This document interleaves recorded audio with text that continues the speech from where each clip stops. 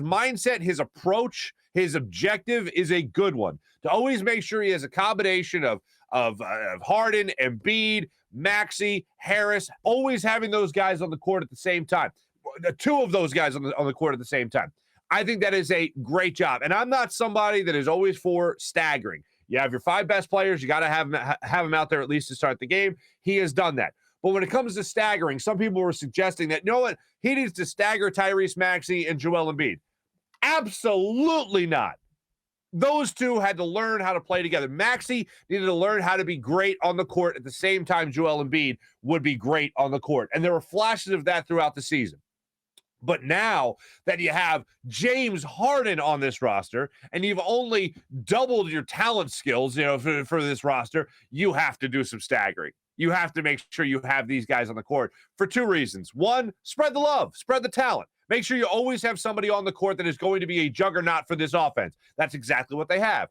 Another reason is to allow them to play their game to the best of their abilities by giving them that space, by giving James Harden time on the court to shine where it is the James Harden show, and then also giving Joel Embiid time on the court where it is the Joel Embiid show.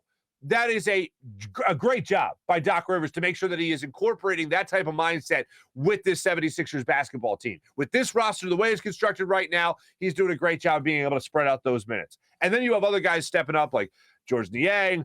Furkan Korkmaz leaves a lot to be desired.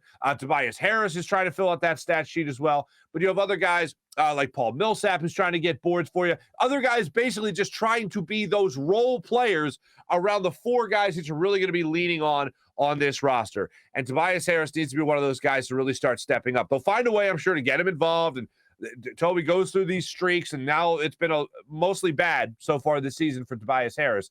But hopefully in this offense, under the way it's currently constructed, he'll find a way to at least get you 15 to 20 points a game. And that's something that, if you look at it, I think Broads made a great point yesterday when he was on the show with us, Hunter Brody. If he can just be that guy to shoot between 37 and 40% from 3, he's got his role cut out. Give us some great defense, good defense at least, be a good 3-point shooter, and that's really all we can ask of you. Because one thing you don't have with Tyrese Maxey in this lineup, obviously, is that other guy that can knock down that 3 for you with consistency. If Tobias Harris can be that guy, this Sixers team is going to make a lot of noise. There's some more talk about adding to this roster even more so.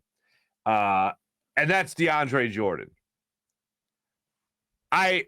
Everyone's in agreement. He's done. He's not cooked. I'm not going to say he's totally cooked. I think he can still give you some serviceable minutes, but everyone agrees this is not a deal to put you over the hump. If you're looking for a backup center, maybe a 3rd-string center, yeah, I would go with DeAndre Jordan. I would welcome him. Well, I would welcome him here. I wouldn't go, oh my God, DeAndre Jordan, our prayers are answered. This is incredible. I'd go, okay, let's see how this goes. Let's see how this goes. If he's going to be a deep bench center, if he's going to be a backup to a backup. Paul Millsap, I think, have been doing an okay job filling in as your center. But if you want somebody a little bit more, I guess, established in the league, a playoff experience, whatever you want to call it, DeAndre Jordan would be a guy that could still come here and give you some athleticism. Not a guy that's going to do anything close to what he did with the Clippers and when he was with Doc Rivers before. Not even anything close really to what he did for the Brooklyn Nets when he was there, or anything he's done most recently with the LA Lakers. But a guy that can just be a serviceable backup to your backup, yeah, all right, we can have a conversation. But it's not going to be anything that's going to go, oh, my God, how dare they sign DeAndre Jordan? No. And if Daryl Morey is making these moves, and he's done such a great job of procuring talent like James Harden, and he thinks going out there and getting a guy like DeAndre Jordan is going to be what this team really needs, then I'm for it. I don't ever say this. I never said it about Sam Hinkie. I never said it about Chip Kelly. And these are the 2 people we've said this trust thing about the most over the last couple of years. Well, last couple of years. It's been about 10 years in Philadelphia. In Morey, we trust. You think DeAndre Jordan is what this team needs? Daryl Morey, I am going to give you something that I very rarely ever give a general manager or a director of operations, president of operations, whatever. I trust you.